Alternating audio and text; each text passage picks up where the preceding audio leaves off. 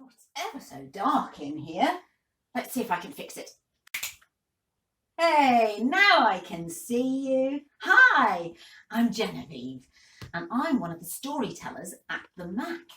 But we can't be in the Mac today, so I thought I would bring you up here into my cosy, warm attic. Because outside it's ever so dark and gloomy and cold, and that's because it's getting towards winter. How's your day been today? So far, my day has been such good fun. I have done so many things. What have you been up to today? Show me with a big thumbs up or a yay if you've had a good day. Oh, I'm so silly. You're too far away. I can't hear you. I bet you have had fun and little bits today, though. I know. Let's show each other what we've been up to. Let's all do it together. So jump up, stand up like you're standing up like me. Brilliant. Okay. So I don't know about you, but I started my day asleep in my bed. You act your day along with me and your things will be a bit different, but I bet everybody started asleep in bed. And then I woke up and I yawned and stretched. And then the next thing I did was I got my clothes on and got dressed for the day. What did you do next? You act it out and show me. I'm going to pull my tights on. There we go. And I'm going to wriggle into my skirt. And I'm going to put my jumper over my head. Put my arms in. Put it down. There we go. There, that's me dressed. And then I went to have my breakfast. I'm having a bowl of cereal. My very favourite. What did you guys do next? Did you have breakfast too? Did you watch the television? Did you play with some toys? I don't know. You show me. Oh, that looks so much fun. It looks like some of you had a busy day and some of you have been just chilling out and relaxing, which is always needed.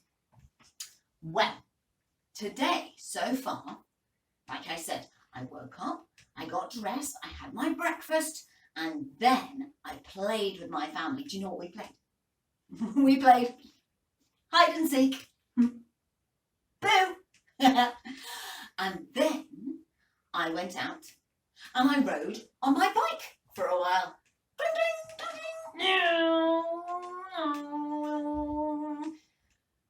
And then after a while, after lunch, it got too dark to be outside. And I was getting a bit chilly and a bit gloomy. So I came up here and I set up all these lovely lights to make the room nice and bright and cheerful and to make me feel a little bit better too. Do you know something? Our bodies are really, really clever. Our bodies need the light from the sunshine to make us feel happy and to make our bodies grow and our bones be big and strong. So sometimes in the winter, what can happen is if it gets a bit too dark and a bit too gloomy, sometimes you can feel a bit sort of bit fed up and insidey.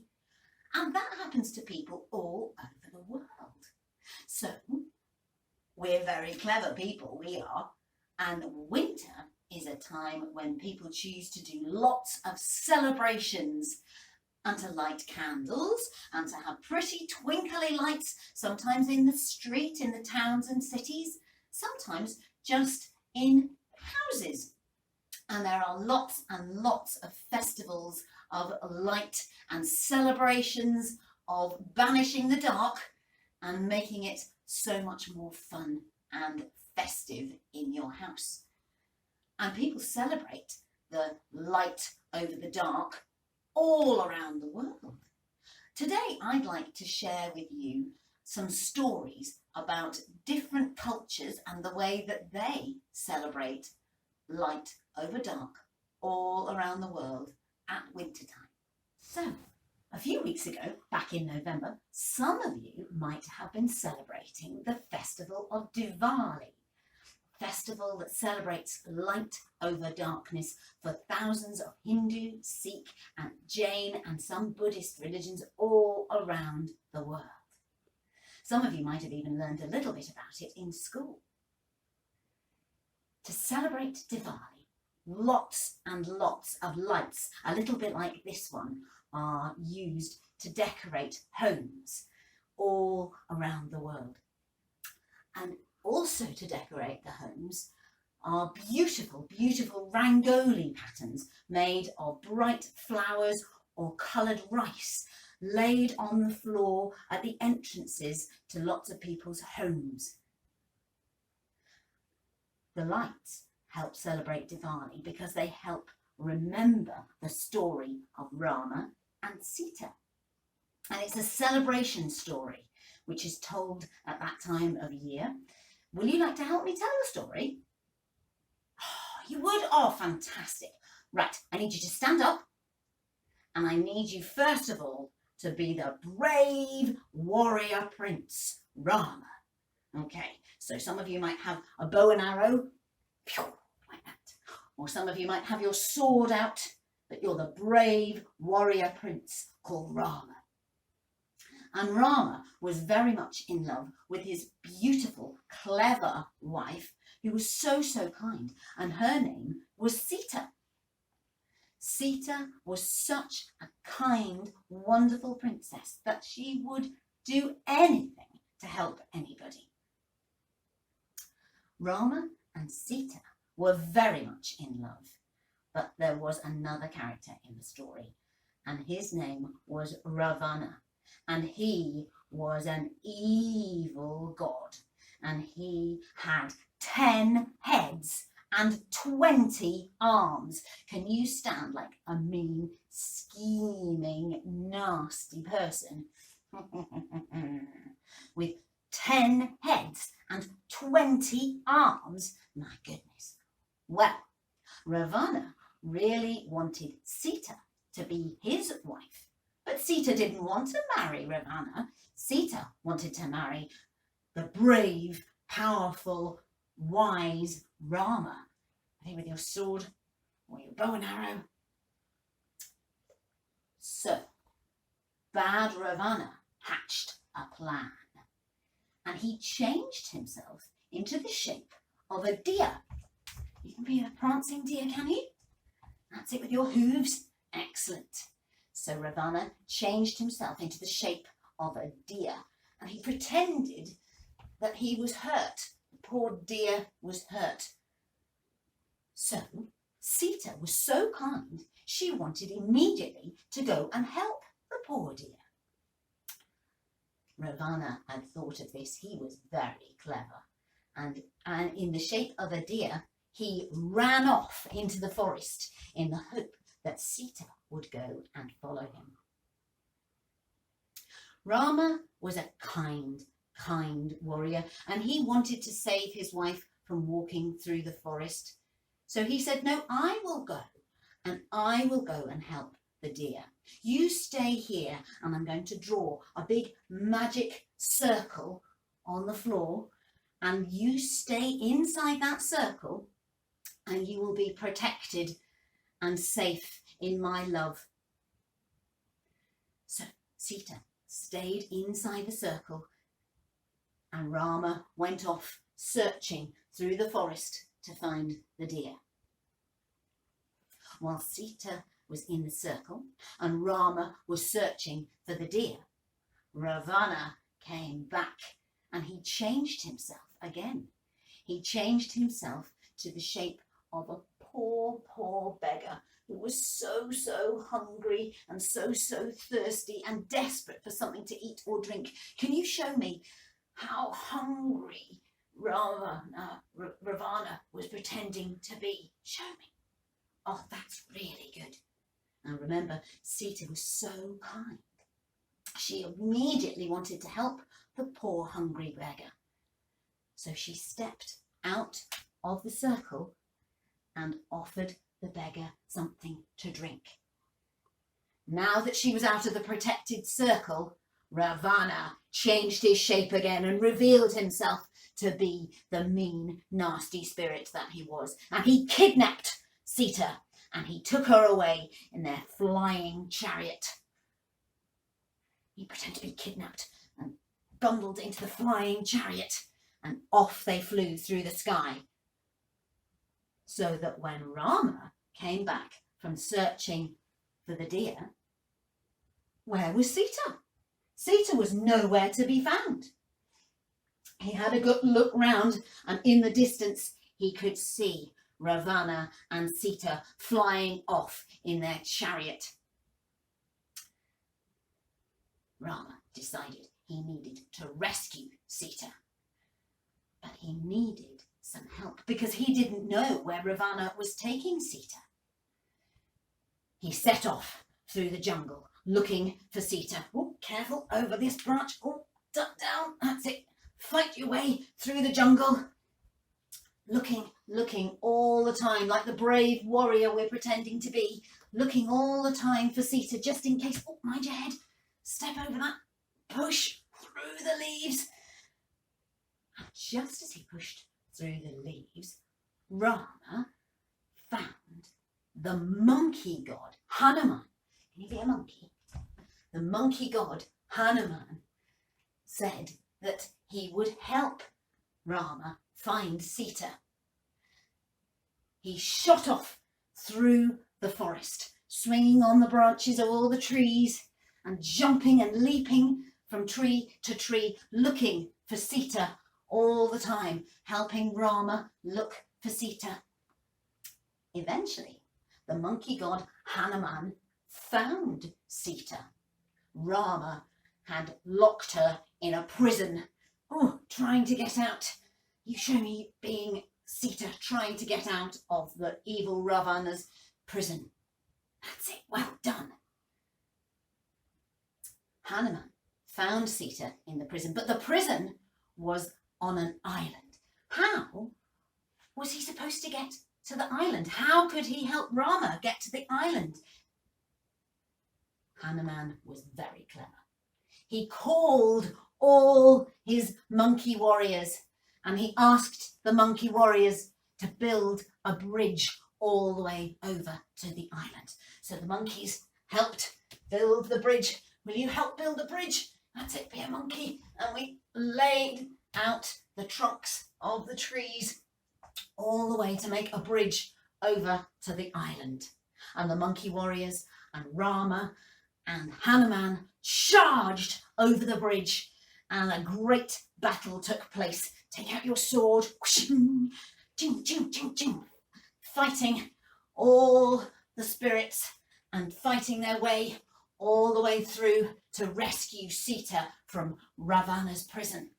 The battle raged for a long, long time, but eventually it looked as if they might just be winning.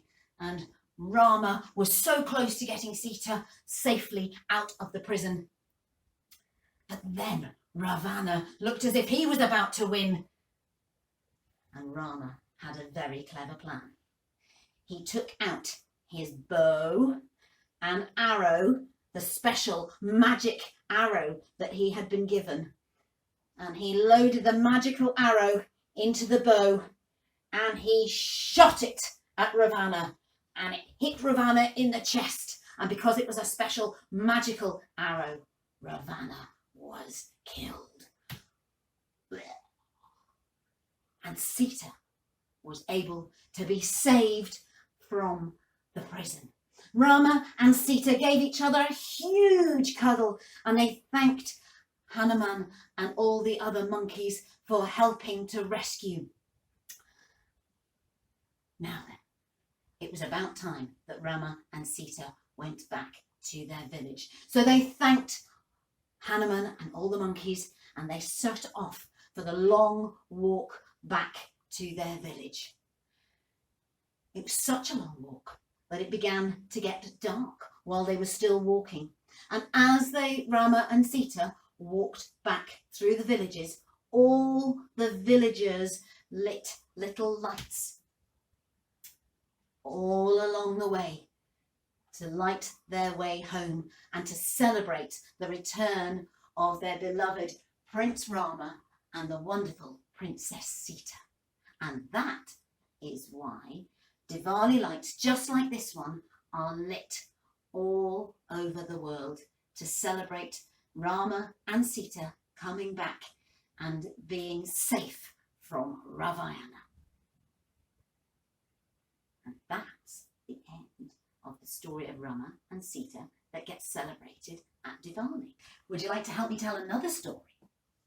This is another story that uses candles to help with celebration, to light up the darkness and to celebrate good winning over evil. In a few days' time, some people might be looking forward to celebrating Hanukkah.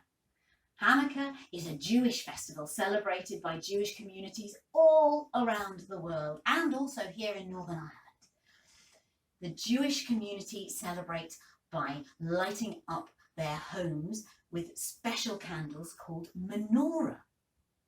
And a menorah candlestick has 4 candles on one side, 4 candles on another side, and a candle in the middle. So if you stand like this with your arms out wide like this, you can look a little bit like a menorah candle.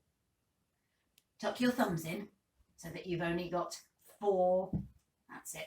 Tuck your thumbs in so that you've only got 4 fingers on each hand, because there's only 4 candles on each side and a main candle in the middle. Now, these candles are lit one each night. So on the first night, the first candle is lit using the candle in the middle.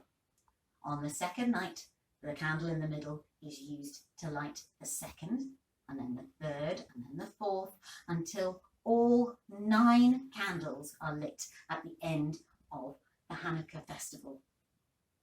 Hanukkah is celebrated by singing and dancing and telling stories just like this one. And this is the story of why Hanukkah is so important. A long, long, long time ago, 2,000 years ago to be precise, a long, long, long, long, long time ago, there was a king, a Greek king called Antiochus.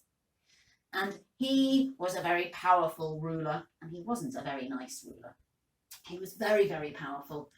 And he said to the Jewish people, "You are not allowed to pray to God. You must worship me. You must say your prayers to statues of me. You are not allowed to pray to God. It's forbidden." Well, the Jewish people knew that their God had forbidden them to pray to anybody but God. They were certainly not allowed to pray to statues of other people.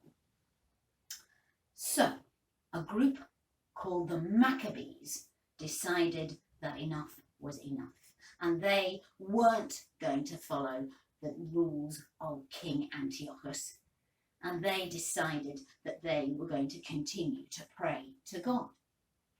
Well, Antiochus was furious. Show me how cross you can be. Oh, show me a big cross face.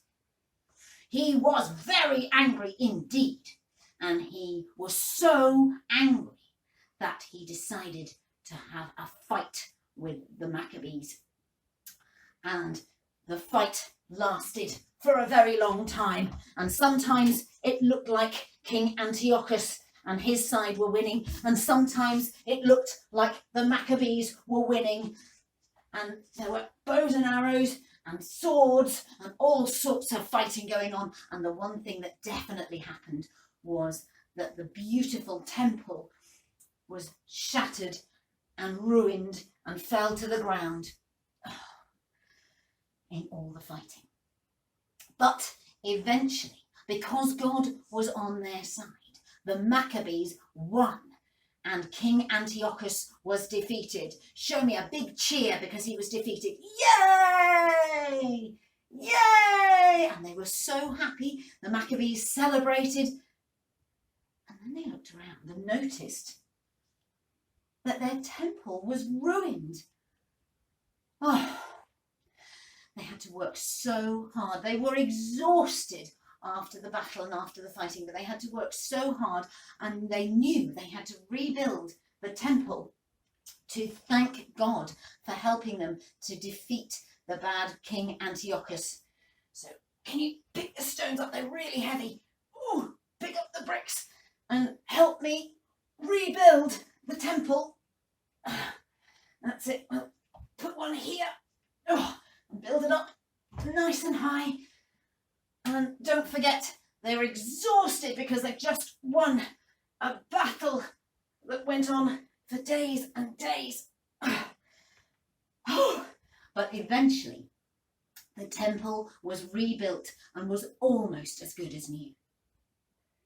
The first thing that they knew they had to do was to go in and light the candle that must never go out in the temple. They must relight the candle as quick as they could.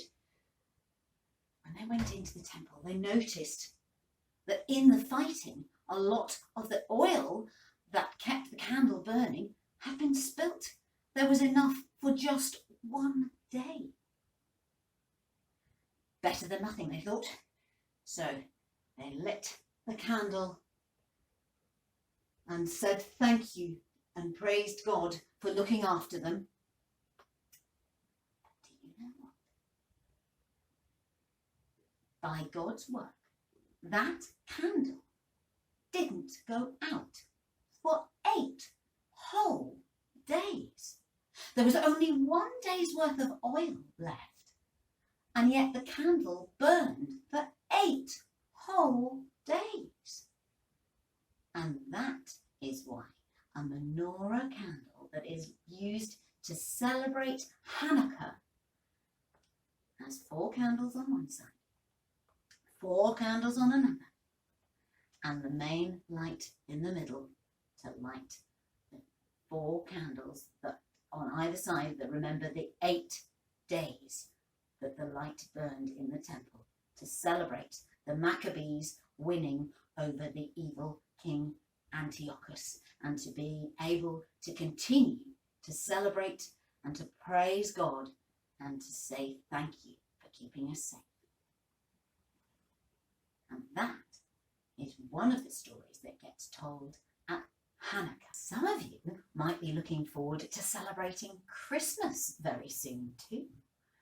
Christmas is another festival that's celebrated with lights and to celebrate light coming into the world and light winning good over evil. Christmas is the story of Mary and her husband Joseph, who travelled a very, very long way from the town of Nazareth to Bethlehem. And Mary was expecting a baby.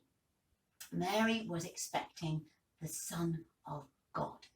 She was about to have God's baby. And she travelled all that long way with the baby in her tummy on the back of a donkey. Can you stick your tummy out like you're Mary with a big baby belly in front?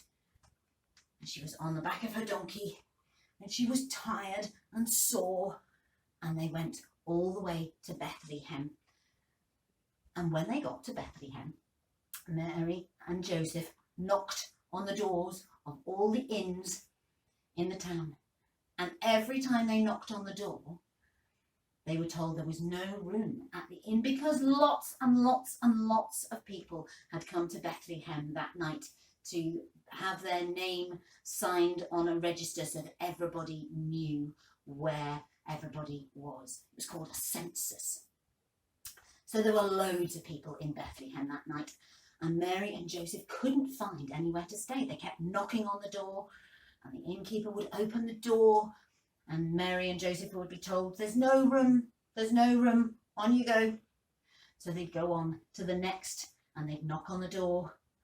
No room, on you go. Well, poor Mary was very fed up, and Joseph had very tired feet because he had very kindly let Mary be on the donkey all the way, and he had walked beside the donkey.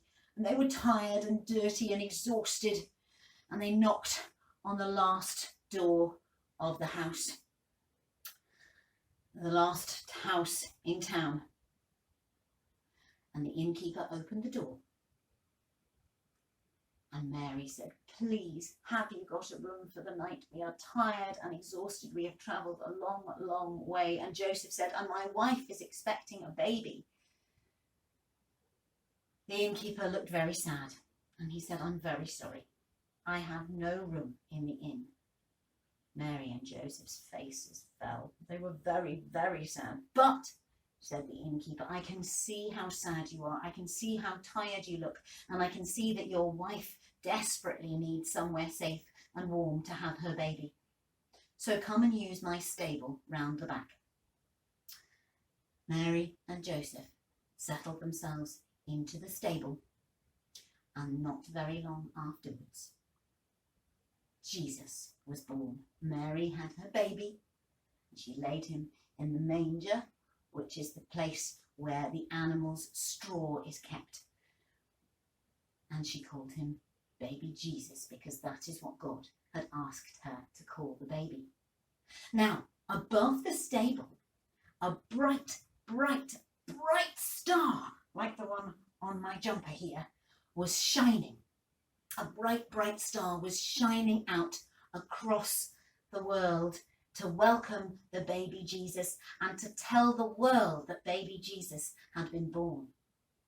And from a long way away, some shepherds who were looking after sheep on the hillside spotted the star, and they decided to go and investigate. They brought some of their sheep with them and left the others on the hillside. They were so excited to find out what was going on, because an angel had come down to the hillside and said to the shepherds, "Go and see this brand new baby that has been born, the baby that is the Son of God, and he is in Bethlehem. Go and pay your respects. Go and welcome the new baby Jesus." So the shepherds grabbed a sheep or two to say thank you and welcome baby Jesus, and they left the rest on the hillside, and they ran as fast as they could to Bethlehem, to the stable with the star over the roof, and they knelt down and they welcomed baby Jesus, and they said their prayers to God.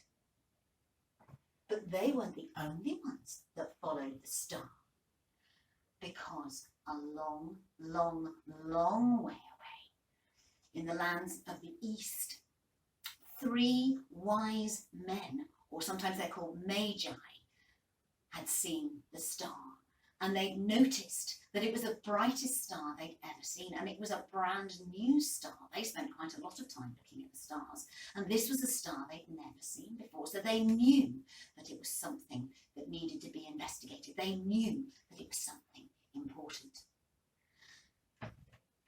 So they decided to investigate. They got on their camels and they rode all the way, following the star in front of them, all the way to Bethlehem. And they knew that they should go and knock on the door of the palace where King Herod lived. And they knocked on the door of the palace and they said, "The bright star is shining in the sky to welcome the new king. We have come to worship him." And Herod said, "There is no king in this palace except for me. Tell me about this king. Go and find this king. Come back and tell me so that I can worship him." Herod didn't really want to worship the king. He wanted to get rid of him because he wanted to be all powerful. The wise men, or the magi, sometimes they're called the 3 kings. They've got lots of names, these people.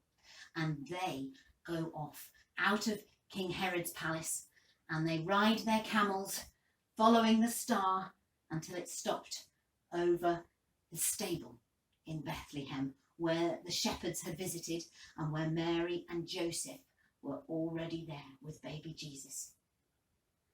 And they were amazed when they saw the brand new tiny baby king in the manger.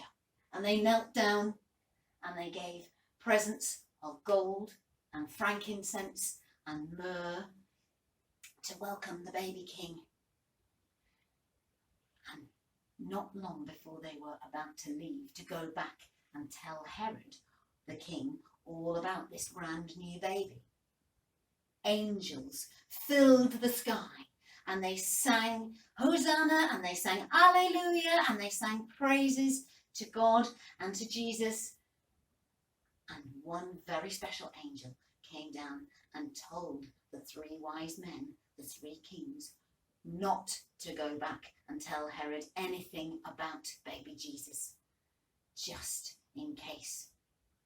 And Mary and Joseph were told to take baby Jesus somewhere safe. And the whole world was filled with light, and the sky was filled with angels singing. And Mary and Joseph took baby Jesus and kept him safe, and he grew up to be Jesus, the Son of God. And that is the story that Christians celebrate at this time of year. And some Christians celebrate it by putting an angel at the top of a Christmas tree to remember the angels in the story. And some, like the ones on my jumper, some put a star at the top of the Christmas tree to remember the star bringing everybody to visit the baby Jesus. There are so many wonderful light festivals and light stories associated with winter and celebrating from all around the world. Next time we meet, perhaps you can tell me yours. Bye-bye. Thank you for listening today. Bye-bye.